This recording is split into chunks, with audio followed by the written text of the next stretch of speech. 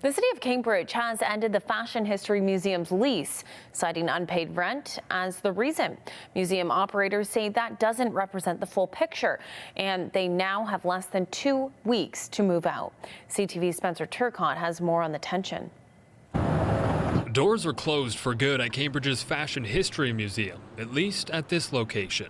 Not because the outfits are out of style, but the city is out of patience, making the decision to terminate the museum's lease due to significant unpaid rent, totaling approximately $140,000 since June 2023, costs which would transfer to the taxpayer, and that the museum curators live on site in a second-floor apartment suite and have not provided payment for the space as agreed to in their lease.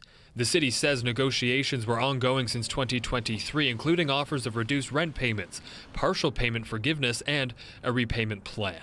But an agreement wasn't reached. Word of the museum's closure, sad to hear for residents. If it's about keeping this open so the arts thrive, then for $140,000 with I don't know how many people live in Cambridge now, I think we figured that out. Disappointing for nearby businesses too. To see someone who was here even before me shut down is definitely devastating for the community. It is sad to see them go, for sure. While the physical space of the museum will change, the collection itself isn't in jeopardy. Staff are focused on finding a new home and one that could be outside of Cambridge. Museum staff were given 14 days to move everything out and dispute much of what the city has said in their statement. The museum made a plea to City Council in March 2023, 3 months before they said they would no longer be able to pay rent.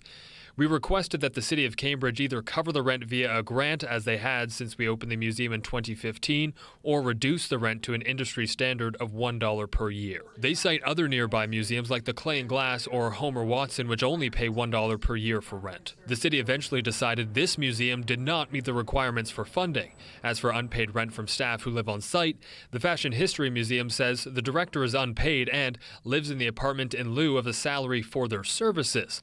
The curator donates up to half their salary to the museum annually to cover overhead costs. This arrangement was understood when the building was bought by the city in the summer of 2020. So while they may be fashionably late on rent, they feel the museum should be funded by the municipality since it educates the community. And no matter what side you're on, it seems most can agree that seeing the closure of a local arts and culture institution is never in style.